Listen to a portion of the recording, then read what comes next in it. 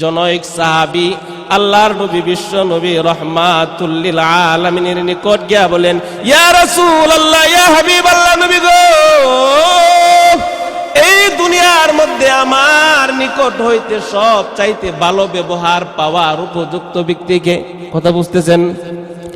আমার নিকট হইতে সব চাইতে ভালো খেদমত, ভালো ব্যবহার পাওয়ার উপযুক্ত ব্যক্তিকে? আল্লাহর নবী বিশ্ব নবী রহমাতুল লিল আলামিন ডাক দেয়া বলে, সাহাবীরে, তোমার মা সুবহানাল্লাহ কন্যা। আবার বলতেছেন, ইয়া রাসূলুল্লাহ, তারপরে কে? আল্লাহর হাবিব বলেন, সুম্মা উম্মাকা, অতঃপর তোমার মা। আবার বলতেছেন, ইয়া রাসূলুল্লাহ, তারপর কে? নবী বলেন, সুম্মা উম্মাকা, তারপরেও তোমার মা। ইয়া রাসূলুল্লাহ, অতঃপর কে? আল্লাহর হাবিব বলেন, সুম্মা আবাকা, চতুর্থ নম্বরে বলেছেন, তারপরে তোমার বাবা। ওগো আল্লাহর নবী, তারপরে কে? তো সুম্মা আদনাকা ফা আদনাকা, এরপরে দুনিয়ার যত আত্মীয় স্বজন মানুষ রয়েছেন তারা। এই জন্য মা বাবা এমন একটা মানিক, যেটা চলে গেলে আর কোনোদিন পাবেন না। দুনিয়ার বুকে আপনাকে ভাই ভালোবাসবে, চাচা মামা কালা ফুফা ফুফি অনেকে ভালোবাসবে, কিন্তু মায়ের মতন কেউ ভালোবাসবে না। এই জন্য কবি বলেন, মা পৃথিবীর একটি মানিক, দ্বিতীয়টি হয় না। বাবা পৃথিবীর একটি মানিক, দ্বিতীয়টি হয় না। মায়ের আদর ভালোবাসা কারো সাথে মিলে না। মা পৃথিবীর একটি মানিক, দ্বিতীয়টি হয় না। শাশি ফুফু মামি কালা আর যত আপনজন, কেউ নাই রে আমার মায়ের মতন, ঠিক না বেঠিক? মায়ের আদর ভালোবাসা কারো সাথে মিলে না। মা পৃথিবীর একটি মানিক, দ্বিতীয়টি হয় না। বাবা পৃথিবীর একটি মানিক, দ্বিতীয়টি হয় না। বাবার আদর ভালোবাসা কারো সাথে মিলে না। বাবা পৃথিবীর একটি মানিক, দ্বিতীয়টি হয় না। চাচা ফুফা মামু কালু আর যত আপনজন, কেউ নাই রে আমার বাবারি মতন, ঠিক না বেঠিক? বাবার আদর ভালোবাসা কারো সাথে মিলে না। বাবা পৃথিবীর একটি মানিক, দ্বিতীয়টি হয় না। আমি আপনাদের সম্মুখে কোরআনে কারিমের সূরাতুল বানী ইসরাঈলের 2 কানা আয়াতে কারিমা তেলাওয়াত করেছি। ওই আয়াতের মধ্যে আল্লাহ তাআলা বলেন, পৃথিবীর বান্দাবান্দিরা, আমি আল্লাহর ইবাদত করবা। আল্লাহ যেই জায়গার মধ্যে ইবাদতের কথা বলছে, আল্লাহর গোলামি আর দাসত্বের কথা বলেছেন, ওই জায়গার মধ্যে আয়াতের শেষ অংশে আল্লাহ তাআলা বলেছেন, তারপরে কাজ হলো মাতা পিতার খেদমত করবা। কার খেদমত? মাতা পিতার খেদমত করবা, আর আল্লাহর সাথে কাউকে শরীক করবা না।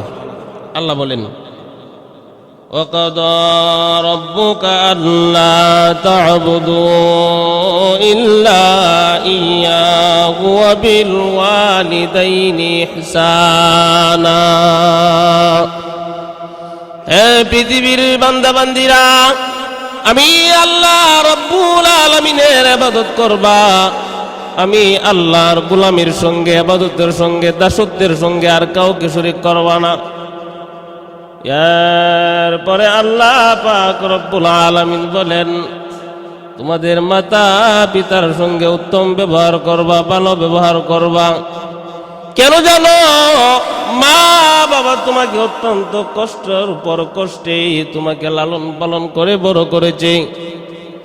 আজকে যুবক ভাই, মা বাবা, আল্লাহ রাব্বুল আলামিন বলেন, ওয়াবিল ওয়ালিদাইনি ইহসানা, মা বাবার সঙ্গে অত্যন্ত ভালো ব্যবহার করবা। কেন রে যুবক? জানো মা বাবা যদি তোমার জন্য দোয়া করে, দোয়াটা আল্লাহ পাক রব্বুল আলামিনের দরবারে কবুল হয়ে যাবে। আবার যদি বদদোয়া করে গো, বদদোয়াটা মালিকের দরবারে গ্রহণযোগ্য হয়ে যাবে। এই জন্য মা বাবার সঙ্গে ভালো ব্যবহার করবা। খবরদার খবরদার এমন কোনো আচরণ করবা না যে আচরণের দ্বারা মা বাবা তোমার প্রতি অসন্তুষ্ট হইয়া উপ শব্দটা বলতে পারে, অথবা মা বাবার কোনো ব্যবহারে তুমি নিজেও উপ শব্দটা বলবা না। কেন রে যুবক ভাই, আমি যখন ছোট ছিলাম, মা বাবাই কনকনে পুষ মাঘ মাস শীতের মধ্যে আপনাকে আমাকে শোয়া রাখছেন, ডান দিকে প্রস্রাব করে দিয়েছেন, একটা বিছানা পাল্টাইছেন। আবার মা বাবা ঘুমাইতে পারে নাই, মা ঘুমাইতে পারে নাই, কিছুক্ষণ পর আবার প্রস্রাব পায়খানা করে দিয়েছেন, একটা আরেকটা বিছানা পাল্টাইছেন। পরিশেষে দেখা গেল আর কোনো বিছানা নাই। মা তখন মায়ের বুকটাকে বিছানা বানাইয়া আপনাকে আমাকে শোয়াইয়া রেখেছি।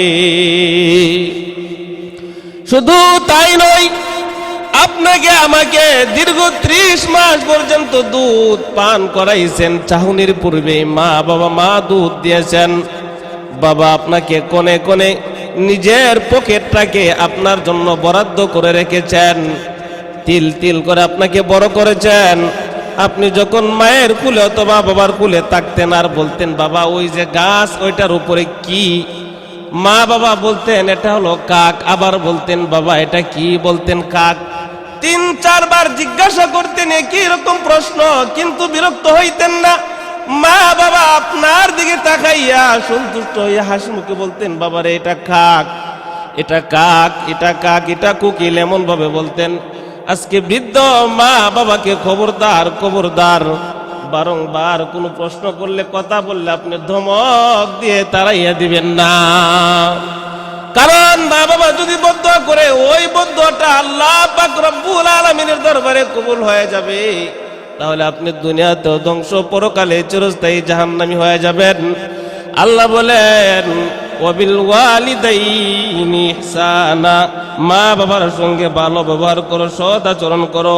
ইম্মা ইয়াবলুগান্না ইনদাকাল কিবারা আহাদুহুমা আও কিলাহুমা ফালা তাকুল লাহুমা উফফিন ওয়ালা তানহারহুমা ওয়া কুল লাহুমা কাওলান কারীমা। মা বাবাকে উফ শব্দটা বলবা না, অথবা মা বাবা তোমার ব্যবহারে উফ শব্দ বলে এমন কোনো আচরণ করবা না। তাদের সঙ্গে নম্র ভদ্র ব্যবহার করবা। ওয়াকফিজ লাহুমা জানাহাজ যুল্লি, পরের আয়াতে আল্লাহ বলেন মা বাবার জন্য দোয়া করবা। ওকুর রব্বির হামহুমা কামা রব্বায়ানি সগীরা। আয় রব্বুল আলামিন, আমার মা বাবা আমাকে ছোটবেলায় অত্যন্ত আদর যত্ন, অত্যন্ত রহম আর দয়া করে আমাকে লালন পালন করে বড় করেছিলেন মালিক। আজকে আমার মা বাবার প্রতি আপনিও দয়াবান হয়ে যান। এমন ভাবে দোয়া করা কেন জানেন? মা বাবা যদি দোয়া করে কবুল, বদদোয়া করলেও কবুল।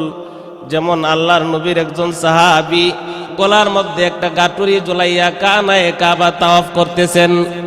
কানায়ে কাবা তাওয়াফ করতেছেন, 1 দিন নয়, 2 দিন নয়, দীর্ঘ 1 সপ্তাহ যাবৎ কানায়ে কাবা তাওয়াফ করতেছেন। আল্লাহর নবী তাকায়া দেখে গো, গলার মধ্যে একটা গাটুরি ঝুলাইয়া দীর্ঘ 7 দিন যাবৎ কানায়ে কাবা তাওয়াফ করতেছেন। আল্লাহর হাবিব ওই সাহাবীকে ডাকাইয়া এনে জিজ্ঞাসা করে, সাহাবী রে, তোমার গলার মধ্যে গাটুরি ঝুলাইয়া তুমি আজকে 7 দিন যাবৎ কানায়ে কাবা তাওয়াফ করতেছো সাহাবী। আরে সাহাবী, তোমার গাটুরির ভিতরে কি রে সাহাবী? ওই সাহাবী ডাক দেয়া বলেন, নবী গো, আমার বৃদ্ধা মা জননী, আমি যদি আমার মাকে বাড়িতে রেখে আসি, আমার অসুস্থ মাকে খেদমত করার কোনো ব্যক্তি নাই, এই জন্য আমি কানায়ে কাবা তাওয়াফ করতেছি আমার বৃদ্ধা মা জননীকে গলার মধ্যে ঝুলাইয়া। নবী গো, আপনি বলে দেন আমি যে আমার মাকে গলার মধ্যে গাটুরি চুলাইয়া 1 সপ্তাহ যাবত কানায় কাবা তাওয়াফ করতেছি গো নবী।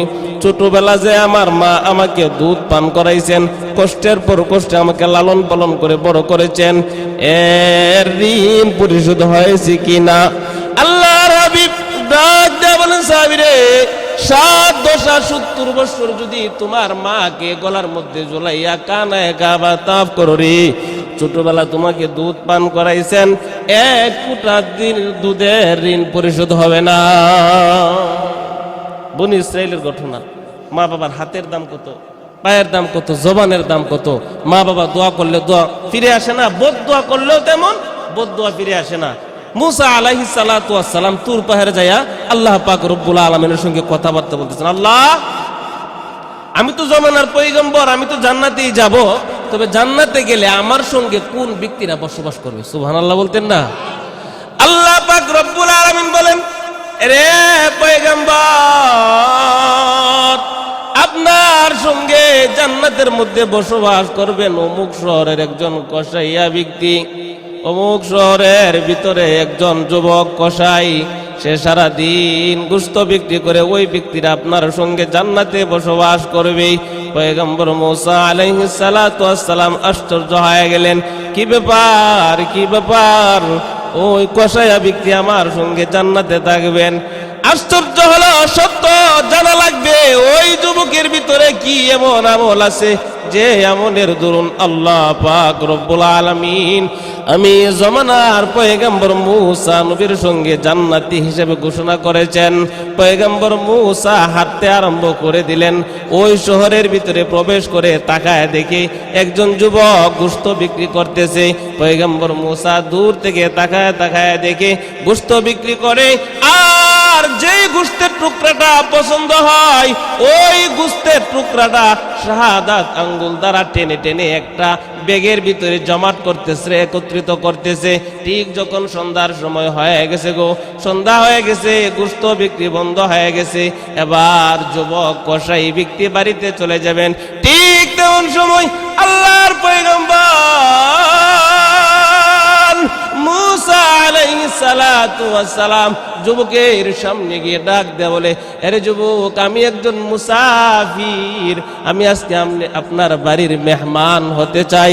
যুবক কসাই ব্যক্তি ডাক দেয়া বলে, আলহামদুলিল্লাহ, কোনো আপত্তি নাই, চলেন। এবার পয়গম্বর মুসা আর যুবক ব্যক্তি দুইজনে একসঙ্গে রওনা হয়ে গেছেন যুবক কসাই ব্যক্তির বাড়িতে। বাড়িতে গিয়ে কসাই যুবকটা সর্বপ্রথম ওই যে ভালো ভালো গোশতগুলা নিয়ে এসেছিলেন, ওই গোশতগুলাকে তার স্ত্রীকে সঙ্গে নিয়ে স্বামী স্ত্রী দুইজনে মিলে কেটে কেটে আবার তরকারি পাকাইলেন। তরকারি পাকাইয়া সর্বপ্রথম বৃদ্ধা মাকে কাছে নিয়ে আসলেন। বৃদ্ধা মা একটা দুলনার মধ্যে শুয়ে রয়েছেন, দুলনার মধ্যে শুয়ে রয়েছেন। দুলনা থেকে ওই যুবক ছেলেটা সুন্দর করে মাকে কুলে করে নিয়ে আসলেন। এরকম ভাবে তার বাহুর মধ্যে জড়ায়া ধরে নিজ হাতে ভাত উঠাইয়া নলা বানাইয়া বানাইয়া মায়ের মুখে দেয়। তৃপ্তি সহকারে খাবার খাওয়ার পরে মা এবার বলতেছেন, এরে বাবা, সারাদিন তুমি ক্লান্ত আর পরিশ্রান্ত হইয়া ব্যবসার কাজে জীবিকার তাগিদে কর্ম করতে হয়, বাড়িতে ফিরে এসে প্রত্যেক দিন আমি মায়ের খোঁজ খবর নাও, যাও যাও, তুমি তোমার বিবি বাচ্চা সন্তান আদিকে নিয়ে খাবার খাও। পয়গম্বর মুসা আলাইহিস সালাতু ওয়াস সালাম এই দৃশ্যগুলা তাকায় দেখতেছিলেন। কিছুক্ষণ পর পয়গম্বর ডাক দেয়া বলে, এরে যুবক, যে বৃদ্ধা মহিলাকে এতক্ষণ তুমি খাবার খাওয়াইলা, এই বৃদ্ধা মহিলাকে রে যুবক? যুবক ডাক দেয়া বলে, রে মুসাফির, যে বৃদ্ধা মহিলাকে এতক্ষণ পর্যন্ত আমি আমার বাহুর মধ্যে জড়ায় ধরে নলা তুলে তুলে কানা খাওয়াইলাম, এই বৃদ্ধা মহিলা আমার জন্মদাত্রী গর্ভধারিণী মা। ঠিক তখন সময় ওই যুবকের মা দুইটা হাত উঠা দিয়া বলে, রে মালিক, আমার সন্তান জীবিকার তাগিদে কর্ম করতে হয়, আল্লাহ সারাদিন গোশত বিক্রি করে সন্ধ্যা হয়ে যায়, ক্লান্ত আর পরিশ্রান্ত শরীর নিয়ে আমার ছেলে সর্বপ্রথম বিবি বাচ্চার খবর নেই না গো, আমি মায়ের খবর নেই, আমি মার খেদমত করে তারপর বিবি বাচ্চার খবর নেই। এ মালিক, আমার সন্তানটাকে তুমি দুনিয়ার জমিনে ইজ্জত দান করিও। আল্লাহ, পরকালে আমার সন্তানটাকে জমানার পয়গম্বর মুসা নবীর সঙ্গে জান্নাত দান করিও। পয়গম্বর মুসা আলাইহিস সালাতু ওয়াস সালাম মায়ের এই দোয়াটা শুনে ফেলেছেন। যুবক কসাই ব্যক্তির ডাক দেয়া বলে, রে কসাই, যুবক, আমি আসলে তোমার বাড়িতে এসেছি খানা খাওয়ার জন্য নয়, তোমার বাড়িতে এসেছি থাকার জন্য নয়। আমি আমার পরিচয়টা নাও, আমি হলাম জমানার পয়গম্বর মুসা আলাইহিস সালাতু ওয়াস সালাম। তুর পাহাড়ে যাইয়া আল্লাহ পাক রব্বুল আলামিনকে জিজ্ঞাসা করেছিলাম, এরে মালিক, আমার সঙ্গে জান্নাতে কে থাকবে? আল্লাহ তাআলা বলেছেন, আমার সঙ্গে অমুক শহরের একজন কসাই ব্যক্তি থাকবে, সেই কসাই ব্যক্তি হলে তুমি। আরে যুবক, আমি এসেছিলাম, তোমার মধ্যে কি এমন আমল রে যে আমলের দ্বারা আল্লাহ, আমলের কারণে আল্লাহ পাক রব্বুল আলামিন আমার সঙ্গে জান্নাত দান করবে? যুবক রে, আমি বুঝার আর বাকি নাই, তোমার মায়ের দোয়াটা আল্লাহ পাক রব্বুল আলামিনের দরবারে কবুল হয়ে গেছে। রে যুবক ভাই, মা বাবার দোয়া যেমন আল্লাহ পাক রব্বুল আলামিনের দরবারে কবুল হয়ে যায়, মা বাবা যদি সন্তানের জন্য বদদোয়া করে, বদদোয়াটাও কবুল হয়ে যায়।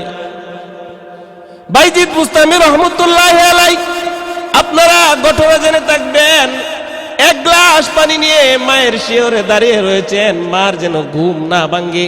আবার যখন মা ঘুম থেকে জাগ্রত হবে পানি দিবেন, এই অবস্থাটা মায়ের নিকট এত পছন্দ হয়েছে, মা দোয়া করেছেন।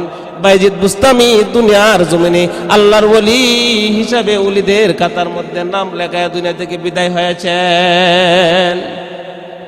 এই জন্য মা বাবার সঙ্গে খারাপ ব্যবহার করা যাবে না, মা বাবার সঙ্গে ভালো ব্যবহার করবেন। কবি বলেন, খেদমতে মা দরপে দর কুন সব হসাম, খেদমতে মা দরপে দর কুন সব হসাম, তাকে বাসি দর্দ আলম নেকো নাম, তাকে বাসি দর্দ আলম নেকো নাম।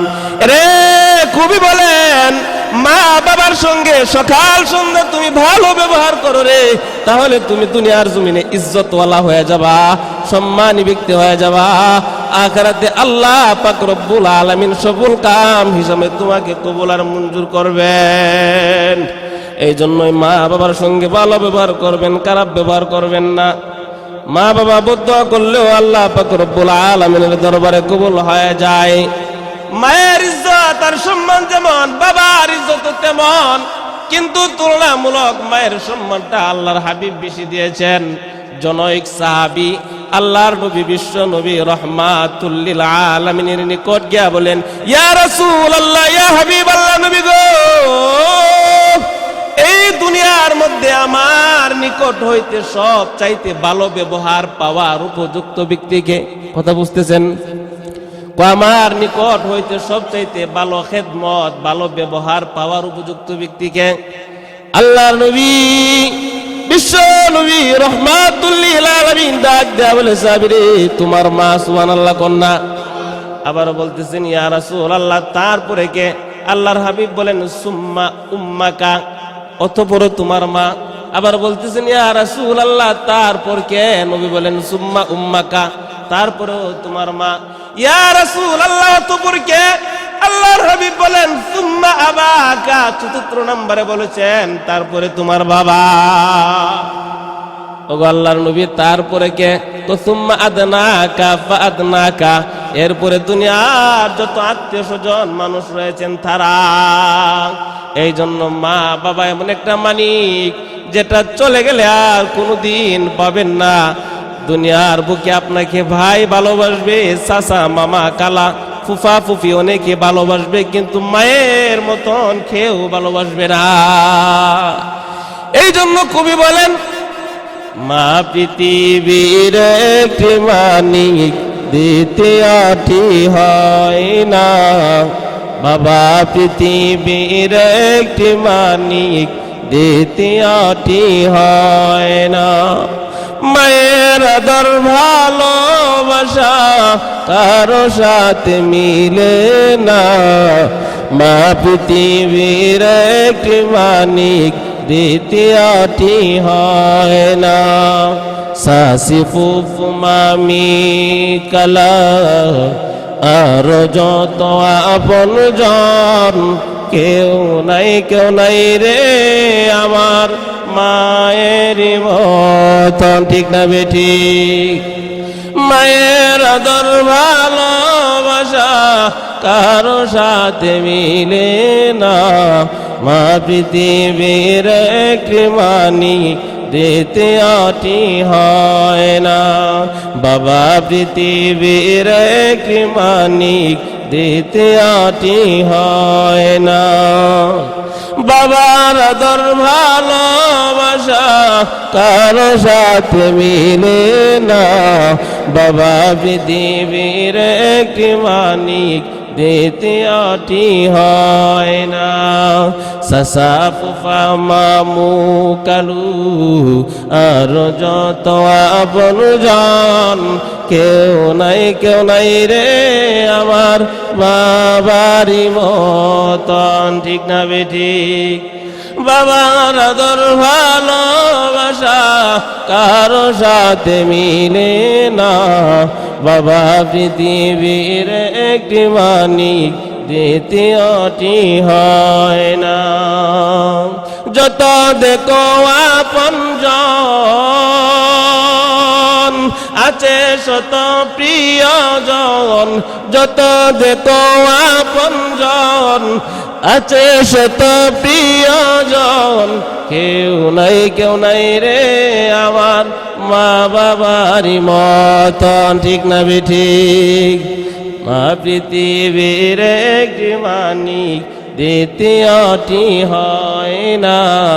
বাবা পৃথিবীর একটি মানিক দ্বিতীয়টি হয় না। এই জন্য যুবক মা বাবার সঙ্গে ভালো ব্যবহার করবারে। মা বাবা যদি দোয়া করে কবুল, বদদোয়া করলেও কবুল। বাবার সম্মান দিয়েছেন। ওই যে লুকমান হাকিম আলাইহিস সালাতু ওয়াস সালামের ঘটনা, লুকমান হাকিমের ব্যাপারে কোরআনে কারিমের মধ্যে একটা সূরা নাজিল হয়েছে, যেই সূরাটাকে সূরাতুল লুকমান বলা হয়। ওই লুকমান হাকিমের ব্যাপারে আজকে আলোচনা করব না। লুকমান হাকিম তার সন্তানকে একটা নসিহত করতেছে, রে সন্তান, ওয়ালা তুশরিক বিহি শাইআ, আল্লাহর সঙ্গে কাউকে শরীক করবা না। ওয়া ওয়াসাইনাল ইনসানা বিওয়ালিদাইহি হামালাতহু উম্মুহু ওয়াহনান আলা ওয়াহনিন। সন্তান রে, মা বাবার সঙ্গে ভালো ব্যবহার করবা। কেন জানো? তোমার মা বাবা তোমাকে অত্যন্ত কষ্টের পর কষ্টে বড় করেছে। তিল তিল করে তোমাকে লালন পালন করে আজকে কামাই রোজগারের বড় বানায় আনিছে। এ বাবা 17, 18, 20 বছর পর্যন্ত আপনার বাবার পকেটটা আপনার পকেট ছিল। আজকে সন্তান, তোমার বাবা বৃদ্ধ হয়ে গেছে, তোমার পকেটটাকে তোমার বাবার পকেট বানায় না। লুকমান হাকিম তার সন্তানকে উপদেশ দিতেছে, এরে বাবা, আল্লাহর সাথে কাউকে শরীক করবা না, আর মা বাবার সঙ্গে অত্যন্ত ভালো ব্যবহার করবা। মা বাবার সঙ্গে ভালো ব্যবহার করবা। নসিহতের পর লুকমান হাকিম অনেক দূর দেশে ব্যবসা করতেন। 3 দিনের পথ পাড়ি দিয়ে যাওয়া লাগে। লুকমান হাকিম তার যুবক ছেলেকে বলতেছে, রে যুবক, ওই পাড়ি দিয়ে যাওয়া লাগে, ওই জায়গার মধ্যে অনেক দূর দেশ। একজন সৌদাগরের সঙ্গে আমি শেয়ারে ব্যবসা করতাম, তার নিকট কিছু টাকা পাওনা আছি, ওই টাকাগুলি তুমি যাইয়া নিয়ে আসো। বাবারে, তুমি দিয়ে যাবা, তোমাকে আমি 3টা নিষেধ, একটা আদেশ করি। 1 নাম্বার, বাবা তুমি বাড়ি থেকে রওনা হয়ে যাইবা। অনেক লম্বা মরুভূমির পথ পাড়ি দেওয়ার পরে, লম্বা মরুভূমির পথ পাড়ি দেওয়ার পরে রে, ঠিক দুপুর 12টা 12:30টার সময় তোমার শরীরে অনেক ক্লান্ত আসবে। বাবা, ওই যে মরুভূমির মধ্যে একটা বট বৃক্ষ রয়েছে, বট গাছ, ওই বট গাছের নিচে তুমি যাওয়ার সঙ্গে সঙ্গে তুমি এমন ক্লান্ত হয়ে যাবা, ঠিক দুপুর 12টা 12:30টার সময় ওই বট বৃক্ষের নিচে তোমার বসার ইচ্ছা হবে। তুমি কিন্তু বাবা বসবা না, আদেশ না নিষেধ? উত্তর দেন, আদেশ না নিষেধ?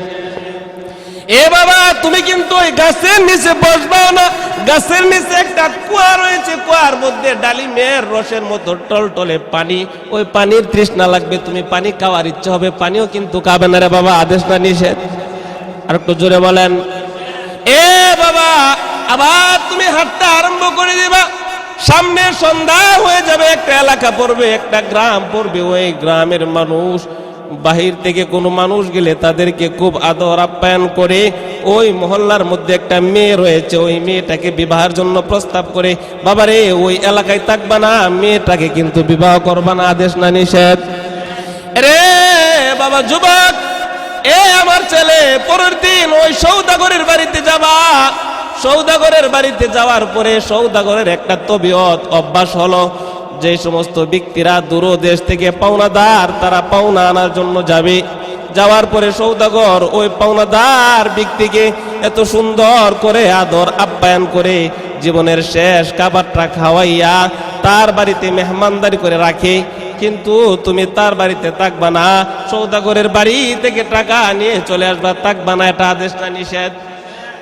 রে বাবা রাস্তার মধ্যে যদি প্রতিমধ্যে যদি কোনো মুরব্বী কোনো কথা বলে, মুরব্বীর কথাটা মানবা, আদেশ না নিষেধ? আদেশ কয়টা, নিষেধ কয়টা? মাশাআল্লাহ, আদেশ কয়টা? আদেশ একটা, নিষেধ তিনটা দিয়া লোকমান হাকিম তার যুবক ছেলেরে, আমরা অনেক সময় আমাদের মা বাবা যারা আছে পরিবারবর্গ অভিভাবক, তারা কোথাও পাঠাইলে বলে না অনেক কিছু, এই গাড়ির ডান পাশে বসবি না, বাম পাশে বসবি, অথবা হাত পা এগুলো ভিতরে রাখবি, বৃষ্টি কথা বলবে না, গাড়ির মধ্যে কেউ কোনো কিছু বিক্রি করলে এগুলো নিয়ে খাইবে না, রুমাল সঙ্গাইলে এই সেই অনেক কিছু বলে না। লোকমান হাকিম তার ছেলেকে এমন ভাবে তিনটা নিষেধ একটা আদেশ দিয়ে বলতেছে, বাবা যুবক যাও, তুমি রওনা হয়ে যাও, যেভাবে বললাম এমন ভাবে শুনবা। কে কাকে পাঠাইছে? বাবা সন্তানকে পাঠাইছে, তাই না? বাবা সন্তানকে পাঠাইছে, পাঠায় আবার হাত উঠায় দিছে, আরে মালিক আল্লাহ, আমার সন্তানটাকে আমি সুস্থ অবস্থায় পাঠাইতেছি, আল্লাহ গো আমার সন্তানকে রাস্তাঘাটে আফত বিপদ বালা মুসিবত হইতে হেফাজত করিয়া আল্লাহ সুস্থ অবস্থায় আবার আমার বুকে ফিরাইয়া দিও। দোয়া করছেন কে? বাবা সন্তানের জন্য দোয়া করছেন। এদিক দিয়ে লোকমান হাকিমের সন্তান যুবক রওনা হয়ে গেছে, রওনা হয়ে গেছে, হাঁটতে হাঁটতে ঠিক দুপুর 12টা 12:30 বেজে গেছে। তখন সময় মরুভূমির মধ্যে চতুর্দিক দিকে শূন্য আর মহাশূন্য, কিন্তু একটা বট গাছ, ওই বট গাছের নিচে এমনিতে তার ক্লান্তি আসছে, যায়া বট গাছের নিচে ছায়ার মধ্যে বসছে। বসার পরে এত তৃষ্ণা লেগেছে, হঠাৎ করে তাকায় দেখে ওই বট গাছের নিচে একটা কুয়া, কুয়ার মধ্যে ডালিমের রসের মতো টল টল করতেছে পানি। তার অত্যন্ত তৃষ্ণা লেগেছে, পানি খাওয়ার জন্য যখন ইচ্ছে হয়েছে, হঠাৎ করে স্মরণ হয়ে গেছে, আমার বাবা আমাকে নিষেধ করেছিলেন, এরে বাবা যুবক ওই বট গাছের নিচে কিন্তু বসবা না, তোমার অত্যন্ত তৃষ্ণা লাগবে, পানি খাওয়ার ইচ্ছা হবে, পানিও কিন্তু খাবে না। হঠাৎ করে স্মরণ হয়ে গেছে লোকমান হাকিমের ছেলে, লাফ দিয়ে উঠে দাঁড়াইয়া আবার হাঁটতে আরম্ভ করে দিয়েছেন।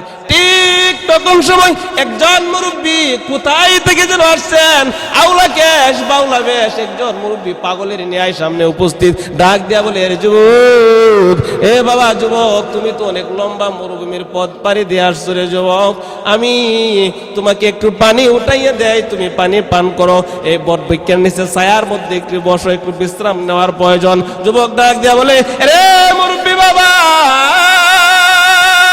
না না, যদিও আমার তৃষ্ণা লেগেছে, আমি অনেক ক্লান্ত পরিশ্রান্ত, আমার এখন একটু রেস্টের প্রয়োজন, একটু বিশ্রাম নেওয়ার প্রয়োজন, পানিও খাওয়ার দরকার প্রয়োজন, কিন্তু পানি খাবো না, পানি পান করব না, ওই গাছের নিকট আমি বিশ্রামও নিব না। কেন রে যুবক, কেন কেন কেন? ও মুরব্বী, আমার বাবা আমাকে নিষেধ করেছেন, এই জন্য। বাবা রে, তোমার বাবা কি তোমাকে শুধু নিষেধ করেছে নাকি কোনো আদেশও করেছে? হ্যাঁ মুরব্বী, একটা আদেশ তো করেছেন। কি আদেশ করেছেন? কয়েকটা আদেশ করেছেন। রে সন্তান, রাস্তার মধ্যে যাত্রা পথে যদি কোথাও কোনো মুরব্বী কোনো কিছু বলে, ওই মুরব্বীর আদেশ কিন্তু মানবা। এ বাবা, তুমি তোমার নিষেধ, তোমার বাবার নিষেধ তো তুমি পালন করছো, তোমার মুরব্বীর আদেশ মানাটাও তো তোমার বাবার আদেশ। তুমি তোমার মুরব্বির আদেশ মানো। তো কি করতাম, পানি পান করো। পানি উঠাই দিছে, পানি পান করছে। এবার মুরব্বি সুন্দর করে বসছে। মুরব্বি বসে তার উরাতের মধ্যে যুবককে ডাক দিয়ে বলে, যুবক রে তুমি একটু ঘুমাও, একটু আরাম করো। যুবক ছেলেটা ক্লান্ত পরিশ্রান্ত শরীর নিয়ে ঘুমাইছে। ঘুমানোর পর সঙ্গে সঙ্গে দেখা যায় নিমিষের ভিতরেই, অল্প কিছুক্ষণের ভিতরেই যুবক ছেলেটা লোকমান হাকিমের সন্তান ঘুমিয়ে গেছে। সুবহানাল্লাহ। ঘুমিয়ে গেছে, কোনো খবর নাই। হঠাৎ করে দেখা যায় ওই যে বট বৃক্ষ, বট গাছের একটা শিখর, একটা ডালকে একটা অজগর সাপ পেঁচাইয়া এমন ভাবে দংশন করার জন্য যখন ফনা ধরছে গো, মুরব্বি ব্যক্তি একটা ধারালো চাকু নিয়া ওই যে অজগর সাপের কল্লাটাকে আলাদা করে একটা ব্যাগের ভিতরে রেখে দিয়েছে। কিছুক্ষণ পর তৃপ্তি সহকারে সন্ধ্যা হয়ে গেছে। ওই যুবক ছেলেটা আরাম করে তৃপ্তি সহকারে ঘুমানোর পর ঘুম থেকে জাগ্রত হইয়া ডাক দেয়া বলে, ওগো মুরব্বি রে বাবা, আপনাকে অনেক কষ্ট দিয়েছি রে বাবা, সন্ধ্যা হয়ে গেছে, তৃপ্তি সহকারে ঘুমাইলাম বাবা, আমাকে বিদায় দেন, আমি অনেক দূর দেশে যেতে হবে, 3 দিনের পথ পাড়ি দিয়ে যাওয়া লাগবে। মুরব্বি ডাক দেয়া বলে, রে যুবক, না না, তোমাকে আমি একা চাইতেছি না, আমিও তোমার সঙ্গে যাব।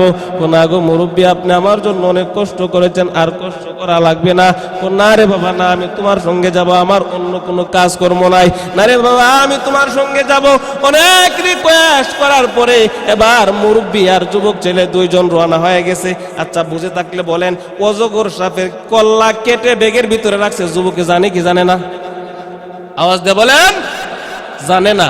ব্যাগটা হাতে দিছে, দিয়া বলতেছে, বাজান এই যে ব্যাগটা হাতে নিছো, ব্যাগের মধ্যে একটা জিনিস আছে, যদি বলো অজগর সাপের খেলা ফালাই দে, দূর দিব, থাকবো না, দূর দিব, ফালাই দে, দূর দিব, বলছে নাকি দি। কারণ ছোট বাচ্চারা যদি সাপের মধ্যে ধরে, যদি কামড় মারবো রে, ফালাই দে, দূর মারবো, উল্টা কয়েকটা কামড় দিব। ছোট বাচ্চা ধরার পরে কায়দা কৌশল অনুযায়ী যারা তারা খাবো করতে হবে, তাই না? আচ্ছা, এবার রওনা হয়ে গেছে কয়জন? মুরব্বি আর যুবক 2 জন রওনা হয়ে গেছে। সন্ধ্যাবেলা এশার আজানের সময় হয়ে গেছে। ঠিক তখন সময় একটা এলাকার ভিতরে, একটা গ্রামের ভিতরে প্রবেশ করে ওই এলাকার মানুষগুলি এশার নামাজ পড়ার পরে ওই যুবক আর মুরব্বিকে এত আদর আপ্যায়ন খানা খাওয়াইছে। আর যুবককে বলতেছে, যুবক রে, আমাদের গ্রামের মধ্যে একটা সুন্দরী রূপী গুণী একটা মেয়ে আছে, ওই মেয়েটাকে তুমি বিবাহ করো না গো, আমি এলাকার মধ্যে থাকবো না, বিবাহ করবো না। মুরব্বি ডাক দিয়ে বলে, কেন রে, কেন? আমার বাবার নিষেধ। তো তুমি তো তোমার বাবার নিষেধ তো তুমি মানলা, এবার আমি মুরব্বির আদেশ মানাটাও তো তোমার বাবার আদেশ। বিয়া করো। কি করো? বিয়া করো। বিবাহ বন্ধনের কথা সংক্ষেপ, বিবাহ বন্ধনে আবদ্ধ হয়ে গেছে। এবার বিবাহের পরে বাসুর ঘরে চলে গেছে গো। ওই মেয়েটার একটা তবিয়ত ছিল, ওই মেয়ের একটা রোগ ছিল, এই রোগটার নাম হলো ছোঁয়াচে রোগ। কি রোগ? ওই মেয়ের নাকের সার যদি কোনো পুরুষের নাকের মধ্যে লাগে, সঙ্গে সঙ্গে পুরুষটা মারা যায়।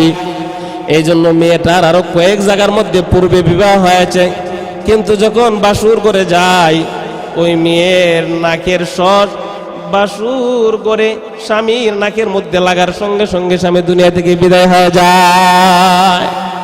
এদিক দিয়ে মুরব্বি বাসুর করে যুবক ছেলেটাকে আর ওই মেয়েটাকে যখন দিলেন গো, এবার মুরব্বি বলতেছেন, বাবারে, বাসুর করে যাওয়ার আগে তুমি একটা কাজ করবা। কি কাজ? তোমার স্ত্রীকে ঘরের ভিতরে না যায় বলবা, স্ত্রী বিবি তুমি একটা কাজ করে একটা পাতিলা নিয়ে আসো। গ্রামে আইল্লা, গ্রামে কি কো? শীতের সময় আইল্লা ব্যবহার করেন না? কয়েকটা পাতিলার মধ্যে জ্বলন্ত আংরা, জ্বলন্ত কয়লা নিয়ে উপস্থিত হয়ে যাও।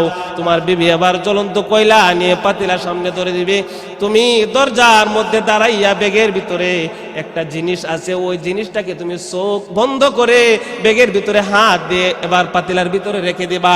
ওই পাতিলার কয়লাগুলি, জ্বলন্ত কয়লা থেকে পুরে পুরে যে দোয়াটা আসবে, তোমার স্ত্রীকে বলবা ওই যে পাতিলার মধ্য থেকে গ্রান নেওয়ার জন্য, গ্রান নিতে বলবা, তারপরে তুমি বাসুর ঘরে চলে যাবা।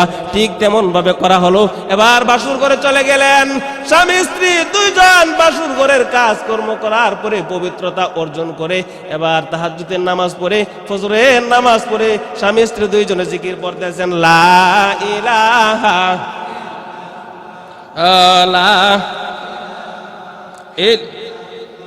লা ইলাহা ইল্লাল্লাহু মুহাম্মাদুর রাসূলুল্লাহ সাল্লাল্লাহু আলাইহি ওয়াসাল্লাম।